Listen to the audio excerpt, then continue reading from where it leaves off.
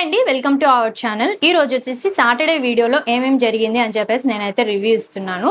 First వచ్చేసి నాకు sir entry అయితే ఉంటుంది. ఇంకా ఆడియన్స్ అందరినీ కూడా పలకరించారు. అదంతా మామూలుగా జరిగిన విషయమే కదా.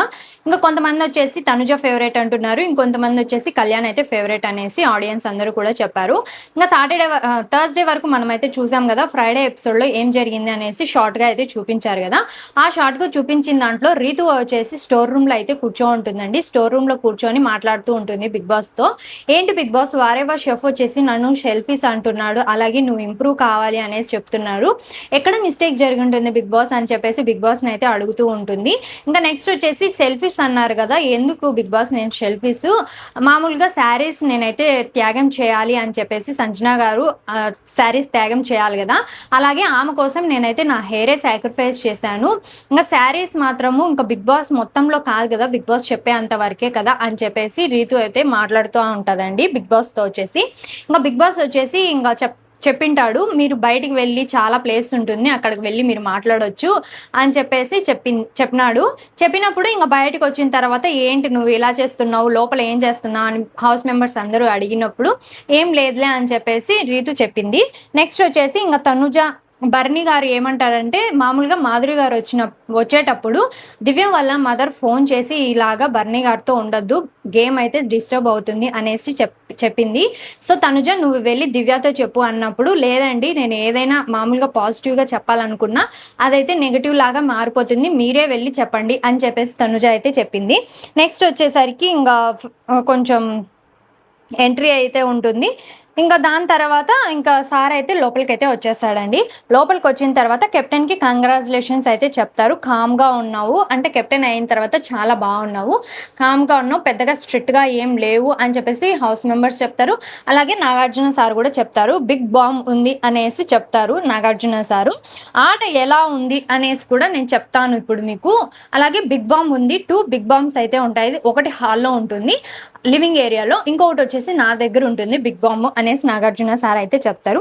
ఫస్ట్ వచ్చేసి డెమాన్ పవన్ మీద ఏదైతే తనుజ మచ్చ వేసిందో, నువ్వు మ్యాన్ హ్యాండ్లింగ్ చేస్తావు, అమ్మాయిలతో చెడగా బిహేవ్ చేస్తావు అని చెప్పేసి డెమాన్ పవన్తో ఏదైతే చెప్పిందో దాని గురించి అయితే నాగార్జున సార్ అయితే మాట్లాడుతూ ఉన్నప్పుడు తనుజాని అయితే అడుగుతారు, ఏంటమ్మా ఇలాగ అన్నావు నువ్వు, ఏంటి మ్యాన్ హ్యాండ్లింగ్ అంటున్నావు అంటే, లేదు సార్ తను వచ్చేసి నా భుజం మీద చేయి వేశారు, అందుకోసమే నాకు హర్టింగ్గా అనిపించింది, యాజ్ ఎ ఫ్రెండ్గా నువ్వు చెప్పింటే నేను వినింటు కదా అని చెప్పేసి చెప్పాను, అంతకు మించి ఏం జరగలేదు అన్నప్పుడు నాగార్జున సార్ ఏమన్నారు, ఈ హౌస్లో వచ్చేసి అబ్బాయిలు అమ్మాయిలు అనే జెండర్ ఏ భేదము లేదమ్మా, అక్కడ దివ్య క్వీన్గా ఉంది కాబట్టి, దివ్య కమాండ్ చేసింది కాబట్టి కళ్యాణ్ వచ్చేసి అక్కడ చెప్పాడు, అంతకు మించి ఏం జరగలేదు, హార్టింగ్గా కూడా నీకేం అట్లా చేయలేదు డెమాన్ పవన్, మొన్న వారంలోనే అందరికీ సారీ చెప్పి అపాలజీస్ అడిగినాడు, మళ్ళీ వచ్చేసి మీరు అలాంటి నింది డెమాన్ పవన్ వేసినప్పుడు మనం ఊరికినే ఉండలేము కదా, ఆ మచ్చను తుడిపేయాలని చెప్పేసి నేనైతే మాట్లాడడం జరిగింది అని చెప్పేసి నాగార్జున సార్ చాలా క్లారిటీగా అయితే చెప్పారు. అలాగే వీడియోస్ కూడా చూపించారు. వీడియోస్ చూపించినప్పుడు పక్కా ప్రూఫ్తో అయితే ఉన్నిందండి. అప్పుడు తనుజకు కూడా అర్థమైంది. ఇంకా ఎమాన్యుల్ని, సంజన గారిని, గౌరవ్ని, నిఖిల్ని వీళ్ళందరినీ కూడా మీ అభిప్రాయం ఏంటి అని చెప్పేసి అడిగినప్పుడు ఎవరు కూడా అది హర్టింగ్గా లేదు అని చెప్పేసి అందరూ కూడా చెప్పారు. సో ఇక్కడ మనం తెలుసుకోవాల్సింది ఏంటంటే, తనుజ వచ్చేసి కాల్స్కల్లా చేసిందా లేదంటే అన్ఇంటెన్షనల్గా మాట్లాడిందో తెలియదు, కానీ మ్యాన్ హ్యాండ్లింగ్ నీకు సెన్స్ లేదు అని మాట్లాడడం చాలా చాలా తప్పు. ఎందుకంటే డెమాన్ పవన్ అటువంటి వాడు కాదు, కావాల్సిగా చేసేవాడైతే అస్సలు కాదండి. నెక్స్ట్ వచ్చేసరికి ఇంకా బాల్ టాస్క్ ఏదైతే జరిగిందో ఆ టాస్క్లో వచ్చేసి గర్ల్స్ బాయ్స్ అనే భేదం లేకుండా నువ్వు ఎలాగైతే ఆడావో ఇక్కడ కూడా దివ్య కమాండ్ చేసింది కాబట్టి జస్ట్ అలాగా హ్యాండ్ వేశాడు, అంతకు మించి ఏం లేదు అని చెప్పేసి నాగార్జున సార్ చాలా క్లారిటీగా అయితే చెప్పడం జరిగిందండి. హ్యాండ్స్ కొంచెం ఫోర్స్గా అనిపించింది నాకు సార్, అంతే, తప్పుగా నేనైతే ఏం చెప్పలేదు, అతనే మ్యాన్ హ్యాండ్లింగ్ అనేసి చాలా ఎక్కువ చేశాడు అని చెప్పేసి చెప్పినప్పుడు నాగార్జున సార్ ఏమంటాడంటే, అక్కడ తప్పు చేసింది నువ్వు, ఒకవేళ ఇతను కన్నా వాయిస్ రేస్ చేయకుండా ఉంటే ఇతను కావాల్సికల్లా చేసినట్లే అనిపిస్తుంది కదా అందరికీ కూడా, సో అతను వాయిస్ రేస్ చేయాల్సిన పరిస్థితి అక్కడ వచ్చింది, కంపల్సరీగా అతనైతే వాయిస్ రేస్ చేయాల్సిందే అని చెప్పేసి నాగార్జున సార్ అయితే చెప్తారు. ఇక్కడ జెండర్ ఫీలింగ్స్ అనేటివి ఏమీ లేవమ్మా, నువ్వు అలాంటి భేదాలు ఏం పెట్టుకోవద్దు ఇక్కడ హౌస్లో అని చెప్పేసి నాగార్జున సార్ అయితే చెప్తారండి. ఇంకా నెక్స్ట్ వచ్చేసి కళ్యాణ్ కళ్యాణ్, సుమన్ శెట్టి గారు, సంజన గారు గేమ్ అయితే ఆడారు కదా. ఆ గేమ్లో నీ డిసిషన్ నువ్వు సరిగా తీసుకోలేకపోయినావు, ఆశ సంచాలకగా నువ్వైతే ఫెయిల్ అయిపోయావు అని చెప్పేసి కళ్యాణ్కి అయితే చెప్తాడు. ఎందుకంటే మామూలుగా మనందరం అనుకునేది ఏంటంటే సుమన్ శెట్టి గారు ఫస్ట్ బాక్స్ అంటే 6th బాక్సే సుమన్ శెట్టి గారు పైన పెట్టారు, కానీ సంజన గారు సెకండ్ పెట్టారని చెప్పేసి చాలా మంది అనుకున్నారు. అలా కాదు, ఇప్పుడు వీడియో చూసిన తర్వాత సంజన గారే ఫస్ట్ అయితే పెట్టారు బాక్స్. ఆ బాక్స్ పెట్టే స్థితిలో మామూలుగా కరెక్ట్గా ఉంటేనే పాయింట్స్ ఇస్తాననేసి నువ్వు చెప్పొచ్చు కదా. నీ డిసిషన్ ప్రకారం నువ్వు తీసుకున్న డిసిషన్ ఏదైతే ఉందో అది కరెక్టే, కానీ డిసిషన్ గురించి నేను మాట్లాడడం లేదు. నువ్వు ఏదైతే తప్పు చేసావో ఒక క్లారిటీ అనేది నీకు లేదు, అందుకోసమే యాజ్ సంచాలకుగా నువ్వైతే ఫెయిల్ అయ్యావు అని చెప్పేసి నాగార్జున సార్ కళ్యాణ్కి అయితే చెప్తాడు. కళ్యాణ్ వచ్చేసి ఏం చెప్తా ఉంటాడంటే, నేను అలాగ చేయలేదు సార్, నేను కూడా ఫస్ట్ సుమన్ శెట్టి గారే పెట్టారనేసి నేను అనుకున్నాను అని చెప్పేసి కళ్యాణ్ అంటాడు. నెక్స్ట్ వచ్చేసరికి ఇంకా తనూజ, ఇంకా దివ్య వీళ్ళందరూ కూడా ఏమంటారంటే ఫస్ట్ సుమన్ శెట్టి గారే పెట్టారు అని చెప్పేసి ముందు చెప్తారు. వీడియో చూపించిన తర్వాత ఏం చెప్తారంటే, అవును సార్ మేమందరం అలాగే ఉన్నాం కదా, అతనికే సపోర్ట్ చేస్తున్నాం కదా, అందుకే మాకు ఎలాగా అనిపించింది అనేసి చెప్తారు. నాగార్జున సార్ కూడా ఏం చెప్తారంటే, మీరు సుమన్ అన్నకే సపోర్ట్ చేస్తున్నారు కాబట్టి మీకు సుమనే ఫస్ట్ పెట్టినట్టు అర్థమైంది, అంతకుమించి ఏం లేదు అక్కడ అని చెప్పేసి నాగార్జున సార్ అయితే చెప్తారు. ఫైనల్గా సంచాలకగా నువ్వైతే ఫెయిల్ అయిపోయావు అని చెప్పేసి కళ్యాణ్కి అయితే చెప్పడం జరిగిందండి. నెక్స్ట్ వచ్చేసరికి ఇంకా తనుజాతో కలిసి నువ్వు ఏదైతే తనుజాతో గేమ్ ఆడావో ఆ గేమ్లో కావాల్సికల్లా నువ్వైతే ఓడిపోయావా అంటే, అలాగే ఏం లేదు సార్, నేను కావాలనేసి ఏం ఓడిపోలేదు, కానీ కలర్ కన్ఫ్యూజన్ అయ్యాను, అంతలోపే తనుజ అయితే పెట్టేసింది అని చెప్పేసి కళ్యాణ్ అయితే క్లారిటీ ఇచ్చాడు. ఇది అందరిలో ఉన్న డౌట్ కాబట్టి నాగార్జున సార్ కూడా మాట్లాడడం చాలా బాగా అనిపించిందండి. నెక్స్ట్ వచ్చేసరికి రీతు సంచాలకగా ఫెయిల్ అయిందా లేదంటే బాగా అనిపించిందా ఏంటో మీరు చెప్పండి. సార్ ఏమంటున్నారంటే యాజ్ సంచాలకగా నువ్వు ఫెయిల్ అయిపోయావు అనేసి సార్ చెప్పారు నాగార్జున సారు. ఎందుకంటే 3-4 టైమ్స్ అంటే కన్ఫ్యూజ్ అయిపోయి మళ్ళీ ఆట పెట్టడం ఇవన్నీ చేసింది కదా. సో యాజ్ సంచాలకగా నువ్వు ఫెయిల్ అయ్యావు. బిగ్ బాస్ కూడా చెప్పారు, బిగ్ బాస్ ఇంకా దయచేసి రీతుని సంచాలకగా పెట్టకండి, అసలు సరిగా చేయటం లేదు. సంచాలక అంటే ఏంటి, మామూలుగా మనకి ఒక క్లారిటీ ఉండాలి మనం ఏదైనా డిసిషన్ తీసుకునేటప్పుడు అని చెప్పేసి నాగార్జున సార్ కూడా అంటారు. రీతు వచ్చేసి ఏమంటుంది, సార్ ఇది ఒక్కసారే కదా సార్ నేను చేసింది అన్నప్పుడు, రీతు ఒక్కసారి కాదు 2-3 సార్లు ఇలాగే చేసింది.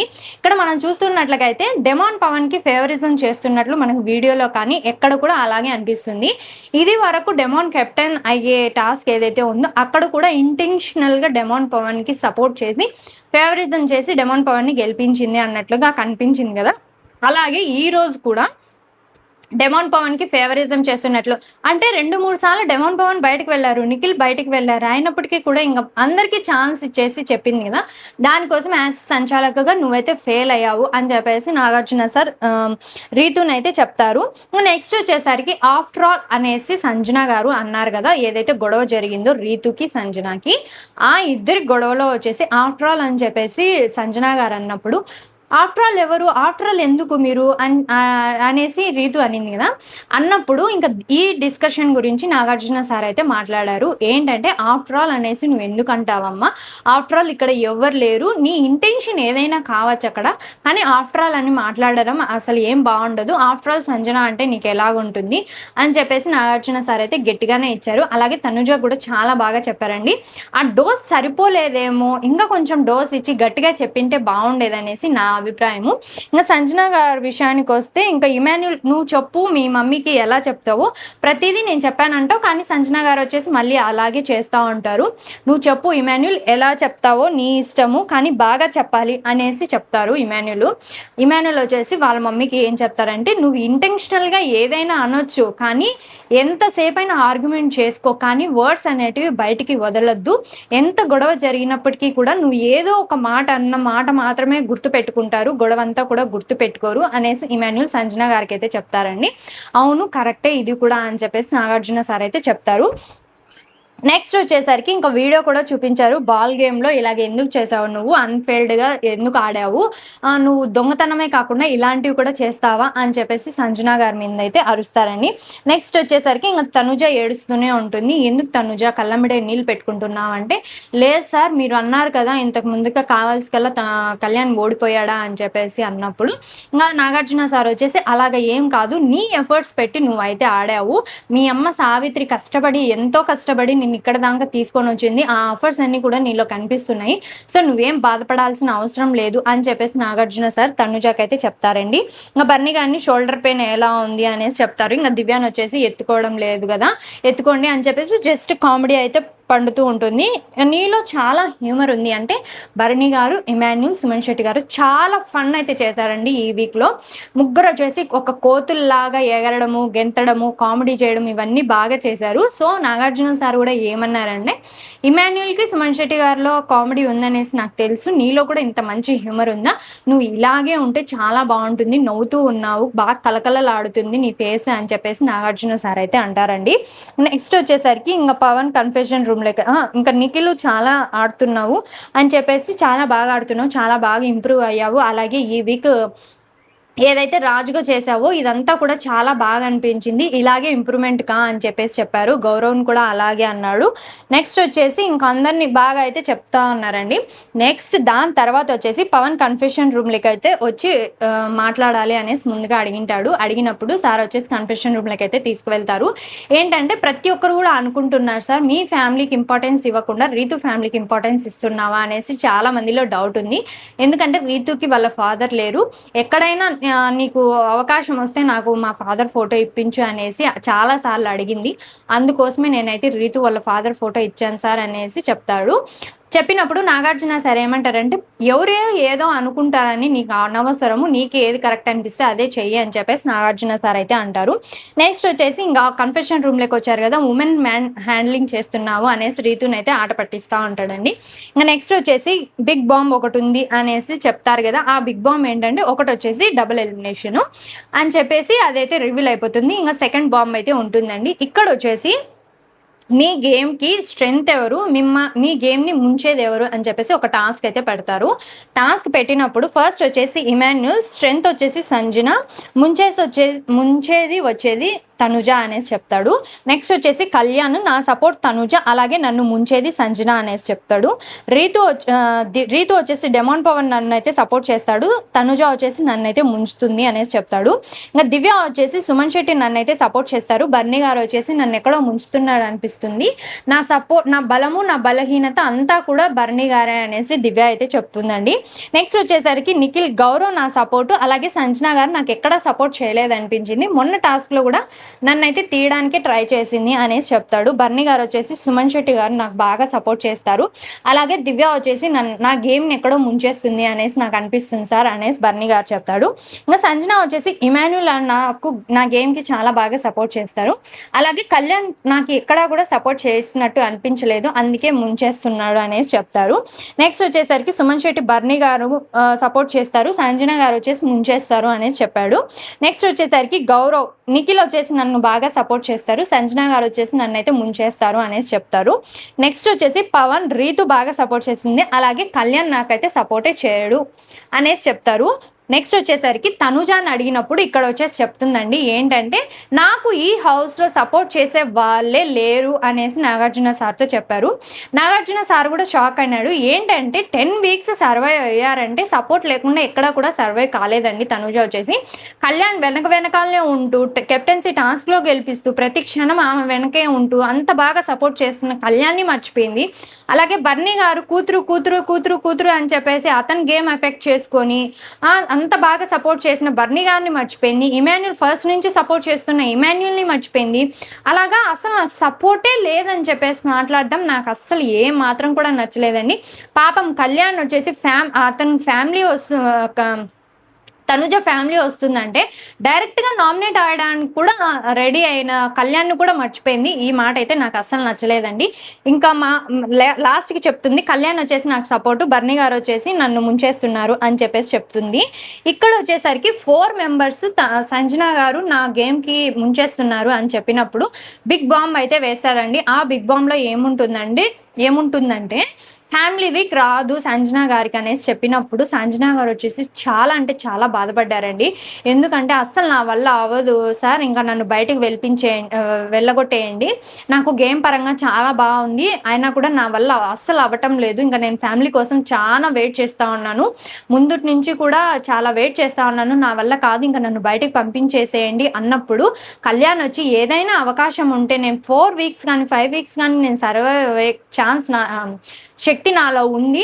సో మీరు ప్లీజ్ దయచేసి సంజన గారికి ఫ్యామిలీ వీక్ రంపించండి అనేసి కళ్యాణ్ అంటాడు. నెక్స్ట్ వచ్చేసి బర్నీ గారు వచ్చేసి నేను రీఎంట్రీ అయ్యాను కదా సార్, నేను కూడా ఫ్యామిలీ లేకుండా సర్వైవ్ అవ్వగలను, ఏదైనా ఛాన్స్ ఉంటే సంజన గారికి ఇవ్వండి అని చెప్పేసి బర్నీ గారు కళ్యాణ్ వీళ్ళిద్దరు అనడం చాలా మంచిగా అనిపించిందండి. కళ్యాణ్ అన్నప్పుడు ఏంటి కళ్యాణ్ మీ అమ్మ మీ నాన్న మీద కోపమా అంటే అలాగేం లేదు సార్, నాకు వాళ్ళంటే చాలా ఇష్టం అని చెప్పేసి కళ్యాణ్ కూడా అంటాడు.